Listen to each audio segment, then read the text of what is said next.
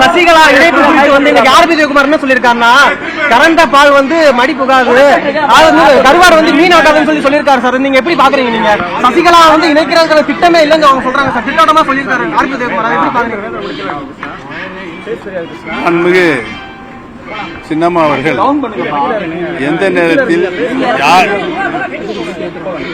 நேரத்தில் யாரிடத்தில் அதிமுகவில் என்னை இணைத்துக் கொள்ளுங்கள் என்று சொன்னார்கள்.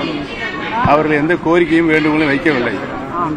பிரிந்து கிடக்கின்ற அனைத்து இந்திய அண்ணா முன்னேற்ற கழகத்துடைய சக்திகள் பிரிந்து கிடப்பதனால் 10 தேர்தலில் வெற்றி வாய்ப்பை நாம் இழந்திருக்கிறோம். அதனால் கழகத்தினுடைய அடிப்படை தொண்டர்கள் 50 ஆண்டு காலம் இந்த இயக்கத்தை மாபெரும் இயக்கமாக உருமாற்றிய மாண்புமிகு அம்மாவர்கள், புரட்சித் தலைவி எம்ஜிஆர் அவர்கள் வளர்த்த இந்த இயக்கம் மீண்டும் ஒன்றுபட வேண்டும் என்று தமிழக மக்களும் தொண்டர்களும் விரும்புகிறார்கள். அதைத்தான் நாங்கள் சொல்லிக் கொண்டிருக்கிறோம். நாங்கள் யாரிடத்திலும் போய் யாசகம் கேட்கவில்லை. எங்களை இணைத்துக் கொள்ள வேண்டும். அவர்களாவே சொல்லுகிறார்கள். அது தேவையில்லாத பிரச்சனை. சார், எடப்பாடியை முதலமைச்சராக ஆக்கியது சசிகலா கிடையாது, எம்எல்ஏ தொண்டர்கள் தான். அதே சமயம் அந்த சமுதாயத்து மக்களுக்கு சசிகலா என்ன செஞ்சாங்க அப்படின்னு ஒரு பெரிய குற்றச்சாட்டு வைக்கிறாரு சார். நான் ஏற்கனவே சொல்லிவிட்டேன். உதயகுமாருடைய பேட்டியலுக்கெல்லாம் பதில் சொல்லுகின்ற நிலையில் நான் இல்லை. உங்களுக்கு தெரியும் ஏன் என்று சொன்னார். மாண்புமிகு சின்னம்மா அவர்கள் முதலமைச்சர் தேர்தலை சட்டமன்ற உறுப்பினர்களை கூட்டி யாரை முதலமைச்சராக அவர்கள் அறிவித்தார்கள் என்பது உங்களுக்கு அனைவருக்கும் தெரியும். அந்த நேரத்தில் திரு எடப்பாடி பழனிசாமி எப்படி நடந்து கொண்டார் என்பது உங்களுக்கு நன்றாக தெரியும். நான் அதை கொச்சைப்படுத்த விரும்பவில்லை. இந்த நேரத்தில் எடப்பாடி பழனிசாமி விரும்புகிறாரா சார்? அவர் தான் நீங்க கேட்கணும். மதுரைக்கு அடிக்கடி வர்றாருல. இவ்வளவு பிரச்சனைகள் நடந்துட்டு இருக்கிற பொழுது நம்ம என்ன விதமான புது முயற்சிகளை மேற்கொண்டு அந்த அதிமுக எனும் பெரும் இயக்கத்தை கைப்பற்ற போறோம்? மிகப்பெரிய சோர்வா இருக்கிற மாதிரி சசிகலா மேல பெரிய நம்பிக்கை வைத்திருந்தாங்க. உங்க மேல பெரிய நம்பிக்கை, ஆனா அந்த நம்பிக்கை ஃபுல்லா தொண்டர்களுக்கு பெரிய ஏமாற்றமா தான் இருக்கு. அடிப்படையில் கட்சி இணைவதற்குரிய அடிப்படை வேலை நடந்து கொண்டிருக்கிறது. விரைவில் நடக்கும். ஒரு வருடம் இந்த பொது தேர்தலுக்கு அது ரெடியாயிருமா, தயாராயிருமா? பொது தேர்தலுக்குள் இரட்டை இலை சின்னத்தை கைப்பற்றி அதில் போட்டியிடுவீர்களா? 2026 சட்டமன்ற பொதுத் தேர்தலுக்கு முன்பாகவே இணைப்பு உறுதியாக நடைபெறும் என்று தெரிவித்துள்ளது. இன்னும் உச்சநீதிமன்றத்தினுடைய அறிவுறுத்தலின்படி அனைத்து இந்திய அண்ணா முன்னேற்றத்தினுடைய அனைத்து வழக்குகளும் தற்காலிக வழக்காகத்தான் இருக்கின்றது. கோர்ட்டுகளில் சென்னை உயர்நீதிமன்றத்தில் சிவில் சூட்டில் அனைத்து வழக்குகளையும் விசாரிக்க வேண்டும் என்று உச்சநீதிமன்றம் அறிவுறுத்தப்பட்டிருக்கிறது. அந்த வழக்கு இப்பொழுது நடைபெற்றுக் கொண்டிருக்கிறது. நீங்க பெருந்தன்மையோட இணைப்பின் பொழுது எடப்பாடியும் இணைத்துக் கொள்ள தயாரா? நீங்க உங்க ரெட்டலை கைப்பற்றிட்டீங்கன்னா எடப்பாடி இணைச்சுக்குவீங்களா? அது 1989 மாண்புமிகு அம்மாவர்கள் அணி என்றும் மாண்புமிகு ஜானகி அம்மையார் அணி என்றும் 2 அணியாக இருந்தது. பல்வேறு கருத்து பரிமாற்றங்கள் ரொம்ப தீவிரமாக இருந்தது. தேர்தலுக்கு பின்னால் நடைபெற்ற சட்டமன்ற பொதுத் தேர்தல் 89க்கு பின்னால் அனைத்து தலைவர்களும் இணைவதற்கு முன்பாக தொண்டர்கள் இணைந்தார்கள். அந்த ஒரு சூழல் தான் இப்பொழுது ஏற்பட்டிருக்கிறது. தொடர் தோல்விக்கு காரணம் கழகம் பிரிந்திருப்பதுதான் என்பதுதான் தமிழக மக்களுடைய கருத்தாக இருக்கிறது. இன்றைக்கு நடைபெற்றுக் கொண்டிருக்கின்ற ஆட்சியினுடைய அவலங்கள் நீக்கப்பட வேண்டும் என்று சொன்னால் அனைத்து இந்திய அண்ணா முன்னேற்ற கழகம் ஒன்றுபட வேண்டும் என்றுதான் கருத்து.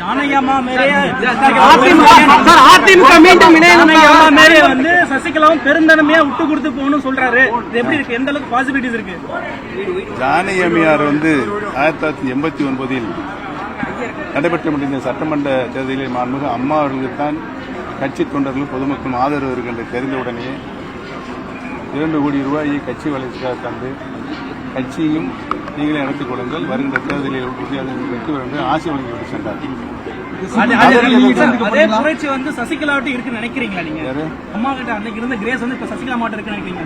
சின்னம்மா அவர்கள் எடுக்கின்ற முயற்சி நல்ல முயற்சி. அவர் சுற்றுவனம் சென்று கொண்டிருப்பதற்கு நான் மொழி அவர்கள் வாழ்க்கை. நீங்க எப்ப சந்திக்க போறீங்க? கட்சி அனைத்து இந்திய அண்ணா முன்னேற்ற கழகம் மீண்டும் புதுப்பொலிவுடன் சட்டமன்ற தேர்தலில் மகத்தான வெற்றி பெறுவது என்று நினைக்கின்ற அனைவரும் இணைய வேண்டும் என்று சார். மனதால சசிகலா நீங்கள் ஒன்றி நின்றால் கூட நேரடியா பொது மேடைகளில் ஒன்னா சந்திக்க முடிய மாட்டேது. ஒரு பெரிய சுற்றுப்பயணம் மேற்கொள்ளாங்க, அதுல போய் நீங்க கலந்துக்க மாட்டீங்க. உறுதியாக அவர் இப்ப சுற்றுப்பயணம் நீங்க மனதளவு ஒருத்தர் கேளுங்க, ஒருத்தர் கேள்வி கேட்டு நான் பதில் சொன்னதுனால இன்னொருத்தர் கேள்வி குழப்பமா இருக்கு. சொல்லுங்க, கேளுங்க. நீங்கள் அந்த பயணத்துக்கு செல்வீர்களா? உங்களை எதிர்பார்க்கலாமா அவரோட இணைந்து மேடை? சின்னம்மா அவர்கள் தனியாக இப்பொழுது மக்களுடைய கருத்தை அறியதற்காக சென்று கொண்டிருக்கிறார்கள். நான் கடந்த உங்களுக்கு 2 ஆண்டு காலம் தொண்டர்களுடைய உரிமையை மீட்கின்ற குழுவாக அமைத்து போராடி கொண்டிருக்கிறேன். ஆக 2 பேருடைய எண்ணமும் இலக்கும் ஒன்றுதான். இன்றைய பொழுது பேசி இருக்கிற கருத்துக்கள் எல்லாம் உதயகுமாரோடைய சொந்த கருத்து கிடையாது, ஏதோ எழுதி கொடுத்த கருத்து போல இருக்கு. சில தொண்டர்கள் கேட்டிருக்கேன். எடப்பாடி பழனிசாமியுடைய ஒப்புதலோட தான் பேசியிருக்காரு. உதயகுமாரை பத்தி அந்த கேள்வி கேட்கலாம் சொல்லிட்டாங்க.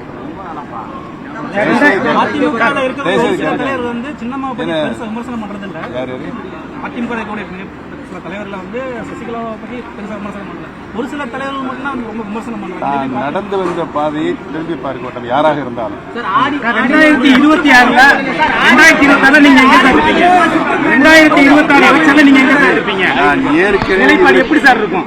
நான் ஏற்கனவே இது குறித்து உறுதியான என்னுடைய நிலைப்பாடை சொல்லிவிட்டு, என்னுடைய ரத்தம் அனைத்து இந்திய அண்ணா முன்னேற்ற கழகத்துடைய ரத்தம் என்பதை சொல்லிவிட்டேன்.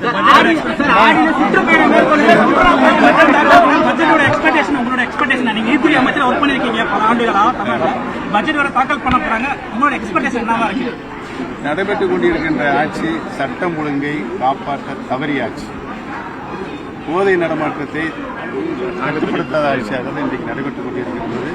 இன்றைக்கு நடக்கின்ற அரசியல் நிகழ்வுகளில் வெளிப்பாடாக இருக்கிறது. மக்கள் கடும் கோபத்தில் இருக்கிறார்கள். முதலமைச்சர் வந்து அமெரிக்கா பயணம் போறாரு, துணை முதல்வரா உதயநிதி ஸ்டாலின் வரப்போறதா சொல்றாங்க. தயவுசெய்து நீங்க மாண்பு முதலமைச்சர் தான் கேட்கணும்.